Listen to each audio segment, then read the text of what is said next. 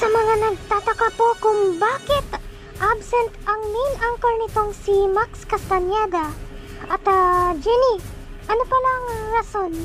Ang rason niyan kasi, Gwen, ay si Tito Fred ay nasa road to recovery, no? Dahil sa kanyang stroke.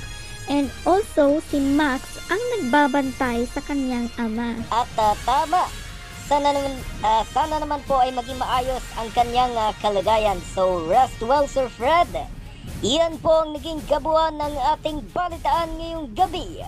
Kami ang inyong sandigan sa pagbabalitang hindi dinagdagan at hindi binawasan. Aming inilahad ng buong katapatan kung paano naming nasaksihan. Happy weekend po sa ating lahat mga kakampi at kaya'y makapagtitiwala ng aming nakita at narinig ang aming ibinabalita. Magandang gabi po.